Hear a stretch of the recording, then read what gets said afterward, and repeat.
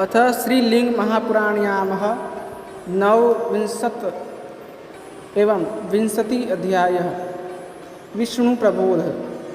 सूत जी बोले, इस प्रकार ब्रह्मा तथा विष्णु के द्वारा स्तुति किए जाने पर प्रसन्न होकर महादेव जी उन दोनों से बोले, हे श्रेष्ठ देवों, सभी भय से छुड़ाने वाले मुझ महादेव को देखो। मैं तुम दोनों पर प्रसन्न हूँ। तुम दोनों पूर्व काल में मेरे शरीर से ही उत्पन्न हुए हो।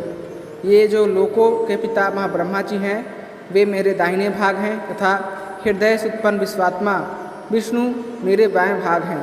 मैं तुम पर प्रसन्न हूँ, जो इच्छा हो आप वरदान मांगिए। इस प्रकार उनके कहने पर विष्णु भगवान ने उन कृपा के सागर लिंग में स्थित तथा लिंग से जो रहित हैं उन नारायण रूप महेश्वर को हाथ से स्पर्श किया और बोले, हे प्रभु, यदि आप हम पर प्रसन्न हैं तो कृपया आप हमें अपनी अव्यभचारिणी भक्ति प्रदान कीजिए तथा हे देव, हम दोनों में जो विवाद पैदा हो गया है, कृपया आप यहाँ उपस्थित हैं। हे नाथ, आप ही इस विवाद का शमन कीजिए। उनके वचनों को सुनकर भगवान शिव विष्णु से कहने लगे, हे वत्स, हे विष्णु, हे हरे, तुम इस सृष्टि के स्थित प्रलय और नाश करने वाले हो, परंतु तुम इस चराचर जगत का पालन कीजिए। हे विष्णु, मैं तो तुम ब्रह्मा विष्णु शिव नाम वाले देवों से सर्वथा भिन्न हूँ। सर्ग स्थिति और प्रलय से परे हूँ। मैं तो परमेश्वर हूँ। हे विष्णु, हे पितामह, आगे जब पद्म नाम का कल्प होगा तब तुम भी पद्म से उत्पन्न होकर मुझ महेश्वर को देखोगे। ऐसा कहकर भगवान स्वयं परमेश्वर वहाँ ही अंतर्ध्यान हो गए। तब से लेकर संसार में लिंग पूजा की प्रतिष्ठा हुई। हे ऋषियों, लिंग वेदी जो महादेव जी हैं तथा महादेवी हैं तथा जो लिंग है वह साक्षात परमेश्वर ही हैं। सभी देवताओं का लय हो जाने पर ही लिंग शब्द बना है। लयनाथ लिंग, जो कोई भी इस लिंग पुराण के आख्यान को पढ़ता है वह लिंग महेश्वर के समीप जाता है तथा हे ब्राह्मणों, वह शिवत्व को प्राप्त हो जाता है। इसमें अन्यथा विचार नहीं करना चाहिए। ब्रह्मा के प्रबोध का वर्णन। ऋषि लोग पूछने लगे, हे सूत जी, प्राचीन काल के पद्म कल्प में ब्रह्मा जी पद्म से किस प्रकार उत्पन्न हुए और उन्होंने किस प्रकार शंकर जी के दर्शन प्राप्त किए, इस सब को कृपया विस्तार से हमें कहिए। उसके लिए आप सर्वथा योग्य हैं। सूत जी बोले, हे ऋषियों, जब प्रलय काल में एक ही घोर अविभाजित अंधकारमय समुद्र था, तब उस एकांत अकेले महासमुद्र में शंख चक्र गदा पद्म धारण करने वाले श्रीपति विष्णु, जो पुरुषोत्तम नारायण हैं, 8 जिनकी भुजा हैं तथा सभी लोकों का उत्पत्ति स्थान है, वे शेष नाग की सैया पर योग में स्थित होकर शयन करने लगे। तब महान सर्प की सैया पर योग में स्थित होकर शयन करते हुए उस महान समुद्र के मध्य ही महान आत्मा राम विष्णु राम नाम वाले उन प्रभु ने क्रीड़ा के लिए महान तरुण सूर्य के समान कांति वाला 100 योजन लंबा कमल का वज्रदंड अपनी नाभि से उत्पन्न किया। तब उस कमल दंड के समीप में ही सोने के अंडे से उत्पन्न होने वाले इंद्रिय विजयी 4 मुख वाले विशाल नेत्र वाले दिव्य सुगंधि से युक्त ब्रह्मा जी भी प्रकट होकर पद्म से क्रीड़ा करते हुए उन विष्णु भगवान को देखकर विस्मय पूर्वक बोले, आप इस जल के मध्य में कौन शयन कर रहे हो। इसके बाद ब्रह्मा के ऐसे शुभ वचन सुनकर खिले हुए कमल के से नेत्र वाले भगवान अपनी सैया से उठकर उनसे बोले, तुम कौन हो और कहाँ से आए हो, कहाँ जाना है, यहाँ मेरे पास तक क्यों आए हो। भगवान के ऐसा कहने पर वैकुंठाधिपति से ब्रह्मा जी ने कहा, आप भगवान शंभो की माया से मोहित हैं, जिसे आप अपने को आदिकर्ता मान रहे हो। तब भगवान विष्णु ब्रह्मा के ऐसे वचनों को सुनकर योग के द्वारा ब्रह्मा जी के मुख में होकर पेट में चले गए और 18 द्वीप, सभी समुद्र, सभी पर्वत तथा ब्रह्मा के स्तंभ पर्यंत 7 लोगों को ब्रह्मा के उदर में ही विष्णु ने देख लिया। तो विष्णु ने विस्मयपूर्वक इस तपस्वी महाबलशाली को देखने की इच्छा से हजारों वर्षों तक उनके पेट में अनेकों लोकों में घूमकर थक गए, परंतु उनका अंत ही नहीं पाया। इसके बाद जगत के कर्ता नारायण भगवान उनके मुख से निकल आए तो पुनः ब्रह्मा जी से कहने लगे, आप आदि अंत से रहित हैं तथा मध्य भी नहीं है, न कोई दिशा है। मैंने आपके उदर में आपका अंत ही नहीं देखा। ऐसा कहकर पुनः भगवान हरि ब्रह्मा से कहने लगे, हे निष्पाप ब्रह्मा जी, ऐसा ही आदि अंत से रहित शाश्वत मेरा भी उदर है, उसमें भी प्रवेश करके आप सभी चीज़ों को देखेंगे। तब उनकी विस्मय की आनंदमयी वाणी को सुनकर ब्रह्मा जी उन श्रीपति हरि के उदर में प्रवेश कर गए। उनके पेट में अनेकों वर्षों तक घूमते रहे, परंतु उनका अंत नहीं देखा।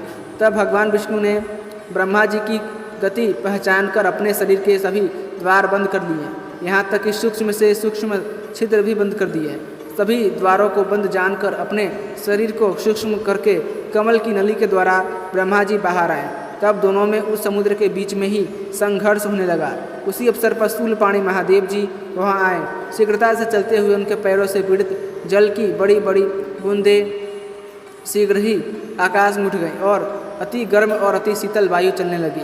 इस प्रकार का आश्चर्य देखकर ब्रह्मा जी विष्णु से बोले, जल की गर्म और ठंडी बूंद और वायु कमल को भी कंपायमान कर रही है, सो आप कहो कि आपसे अन्य और यह और कौन है तथा आप क्या करने की इच्छा कर रहे हो। ब्रह्मा जी के द्वारा मुख से ऐसा कहने पर भगवान बोले कि कमल पर से तुमको क्यों ऐसा संशय हो रहा है। इस पर वेद निधि ब्रह्मा जी बोले कि मैं पूर्व तुम्हारे जानने की इच्छा से उदर में घुसा था। मेरे उदर में जैसे लोक हैं हे प्रभु, वैसे ही मैंने आपके भी उदर में देखे। तुमको भस्म करने की इच्छा से 1000 वर्ष तक घुमा, तब हे महाभाग आपके शरीर के सब द्वारा बंद हो गए। तब तो विचार पूर्वक अपने तेज से नाभि प्रदेश कमल सूत्र से निकलकर बाहर आया।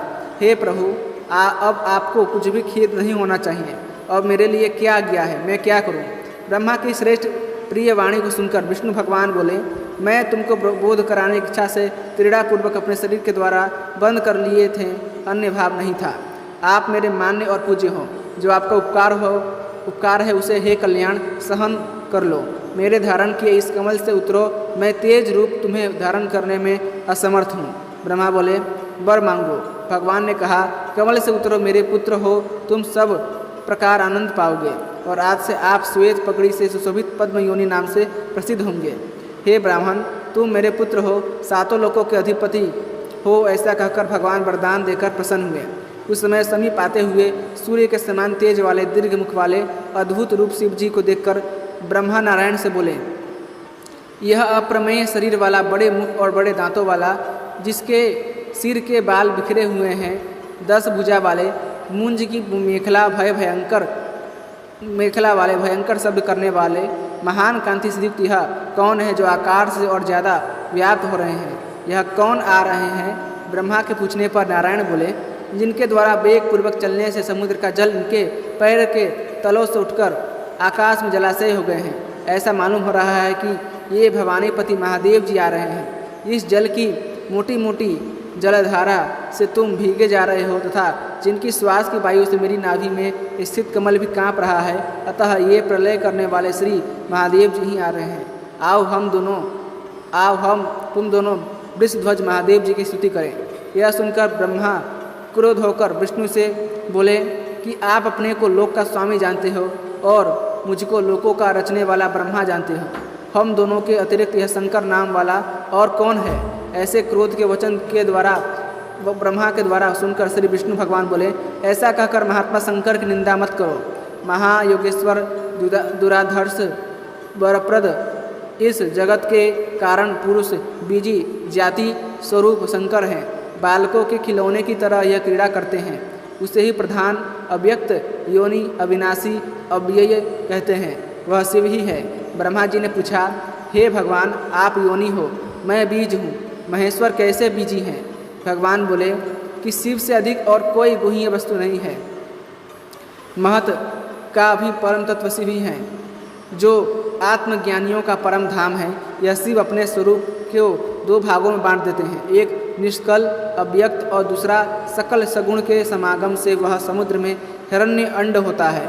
हजारों वर्षों तक वह अंड जल में तैरता रहता है। अंत में वायु से उसके 2 टुकड़े होते हैं, एक कपाल टुकड़े से ऊपर के लोक, एक से नीचे की पृथ्वी आदि लोक उत्पन्न होते हैं। उसी में पंचदेव भगवान चतुर्मुख उत्पन्न होता है। शून्य आकाश में तारा नक्षत्र सूर्य चंद्रमा देखकर मैं कौन हूँ ऐसा ध्यान करने पर कुमार होते हैं। कुमार अग्नि के सदृश तेज वाले श्रीमान सनत कुमार तथा ऋभु नैष्ठिक ब्रह्मचारी होते हैं। फिर सनक सनातन सनंदन संसार की स्थिति के लिए पैदा होते हैं। तीनों प्रकार के तापों से रहित ये कर्म को आरंभ नहीं करते, क्योंकि कर्म करने से जीवन में जरा अधिक के बहुत से क्लेश हैं। स्वर्ग का सुख अल्प है, नरक अधिक दुख है। ऋभु सनत कुमार को अपने वशीभूत जानकर और सनकादि 3 पुत्रों को तीनों गुणों से अति तेजस्वी ज्ञान की बुद्धि द्वारा प्रवृत्त हुए देखकर तुम शंकर की माया सम्मोहित होकर विवर्वत कल्प में सूक्ष्म भूत और पार्थिव जो होंगे उनको ईश्वरी माया व्याप्त होगी। जैसे सुमेरु पर्वत को देवलोक कहा है, इसके महात्म्य को श्रेष्ठ देवता का महात्म्य जानो। इस प्रकार महादेव के सदुभाव को जानकर प्रणव द्वारा अथवा सामवेद द्वारा स्तुति करने योग्य भूतों के प्रभु वरदान देने वाले महेश्वर को और मुझको स्तुति करो। क्रुद्ध हुए शंकर भगवान तुम्हें और मुझे श्वास से भस्म कर सकते हैं। ऐसा जानकर हे ब्राह्मण तुम स्थित हो जाओ, मैं तुम्हें आगे लेकर प्रभु की स्तुति करूँगा। अतः श्रीलिंग महापुराण्याम 20 अध्याय संपूर्णम। अतः श्रीलिंग महापुराण्याम 21 अध्याय। ब्रह्मा विष्णु के द्वारा शिव की स्तुति। सूत जी बोले, इसके बाद गरुड़ध्वज विष्णु भगवान ब्रह्मा जी को आगे करके भूत भविष्य वर्तमान शंकर जी के नामों से छंद से वेद के द्वारा इस स्तोत्र से स्तुति करने लगे। विष्णु भगवान बोले, हे अनंत तेज वाले, हे सुब्रत, हे भगवान आपको नमस्कार है। हे क्षेत्र के स्वामी, हे बीजी, हे शूली, हे ज्येष्ठ, हे श्रेष्ठ, हे मान्य, हे पूज्य, हे सख्योजात, हे गहर, हे घटेश, सभी प्राणियों के स्वामी आपका नमस्कार है। वेद स्मृतियों के प्रभु, कर्म द्रव्य आदि के भी प्रभु आपको नमस्कार है। हे योग सांख्य के प्रभु, हे अच्छी प्रकार बंधे ऋषि महर्षियों के भी प्रभु, ग्रहों के प्रभु आपको नमस्कार है। हे नदियों के, वृक्षों के, महान औषधियों के, धर्म रूपी वृक्ष के, धर्म की स्थिति के, परार्थ के, पर के, रस के, रत्नों के प्रभु हो आपको नमस्कार है। अहोरात्रि, अर्धमास, मास आदि के स्वामी तथा ऋतुओं के स्वामी आपको नमस्कार है। हे पुराण प्रभु, सर्व करने वाले प्रभु आपको नमस्कार है। मनवंतर के प्रभु, योग के प्रभु, विश्व के प्रभु, ब्रह्मा के अधिपति, हे भगवान आपको नमस्कार है। हे विद्या के स्वामी, विद्या के अधिपति के स्वामी, प्रदातिक के स्वामी, मंत्रों के प्रभु, पितृस्वरों के पति, पशुपति, गो विषेध्वज, विषेंद्र ध्वज आपको नमस्कार है। आप प्रजापतियों की भी पति हैं। सिद्ध, गंधर्व, यक्ष, दैत्य, दानवों के समूहों के भी स्वामी हैं। गरुड़, सर्प, पक्षी आदि के भी स्वामी हैं। बाराह, पिशाच, गुह्य, गोकर्ण, गोत्र, शंकुकर्ण, रीक्ष, बीरज, सूर, गण आदि के पति हैं। हे भगवान आपको नमस्कार है। हे प्रभु, आप जल के स्वामी हो, ओज के स्वामी हो, आप ही लक्ष्मीपति हो तथा भूपति हो, ऐसे आपको बारंबार नमस्कार है। आप बल अबल के समूह हो, प्रदीप्त शिखर के भी शिखर हो, आप अतीत हो, वर्तमान हो तथा भविष्य भी आप ही हो। आप सूरवीर हो, वर देने वाले हो, श्रेष्ठ पुरुष हो, भूत भी आप ही हो, आप महत भी आप ही हो, आपको नमस्कार है। अणु हो, महान हो, बंधन हो, मोक्ष, स्वर्ग, नरक आदि आप ही हो। हे भव आपको नमस्कार है। भूताग्नि भी आप ही हो, भूप भूत हुई आप ही हो, आपको नमस्कार है। हे विश्व, हे विश्वरूप, हे विश्वतः, शीर्ष से आपको नमस्कार है। हे रुद्र, हव्य, कव्य, भूतवाह आपको नमस्कार है। हे सिद्ध, हे मध्य, हे इष्ट, हे सुवीर, हे सुघोर, हे क्रोध न करने वाले तथा क्रोधी बुद्धि, सिद्ध, शुद्ध, स्थूल, सूक्ष्म, दृश्य, अदृश्य, हे सर्वेश आपको नमस्कार है। हे विरूपाक्ष, आप विरूपाक्ष हो, लिंग हो, पिंगल हो, वृष्टि हो, हे धूम्र, हे श्वेत, हे पूज्य, हे उपजीव्य, हे सविशेष, हे निर्विशेष, हे क्षेम्य, हे वृद्ध, हे वत्सल आपको बारंबार नमस्कार है। पद्म वर्ण आपको नमस्कार है। कमल हाथ में धारण करने वाले हे कपर्दी आपको नमस्कार है। हे महेश, हे कपिल, आप तर्क्य अतर्क्य हो। हे चित्र वेश वाले, हे चित्र कर्ण वर्ण वाले, हे नीलकंठ आपको नमस्कार है। हे बिना नाम वाले, आर्द्र चर्म को धारण करने वाले, शमशान में रहने वाले, प्राणों का पालन करने वाले, मुंडमाला को धारण करने वाले, नर और नारी के दिव्य शरीर को धारण करने वाले, सर्पों के यज्ञोपवीत धारण करने वाले आपको नमस्कार है। हे विकृत विष वाले, हे विकृत वेश वाले, हे दीप्त, हे निर्गुण आपको नमस्कार है। आप वाम हो, वाम प्रिय हो, चूड़ामणि को धारण करने वाले हो, आपको नमस्कार है। आपके कंठ में स्वर्ण का ब्रह्मसूत्र शोभा देता है। आप कमल का सिर पर परिधान धारण करने वाले हैं।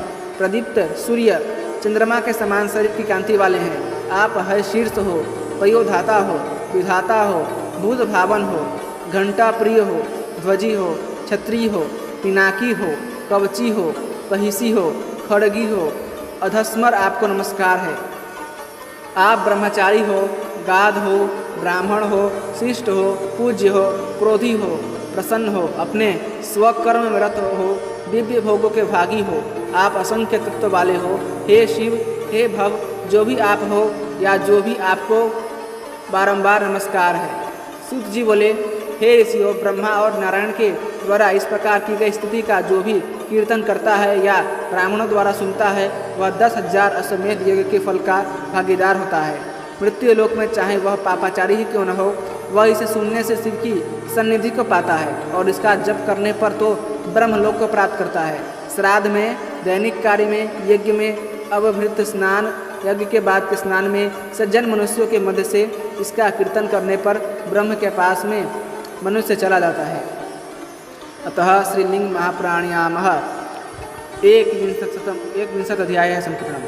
इसी के साथ श्रीलिंग महापुराण का 21वां अध्याय समाप्त हुआ। यदि आपको लिंग महापुराण की कथाएं पसंद आती हैं तो कृपया करके वीडियो को लाइक करें, चैनल को सब्सक्राइब करें और अपने दोस्तों के साथ अवश्य शेयर कीजिएगा। धन्यवाद। जय श्रीमन नारायण। ओम नमः शिवाय।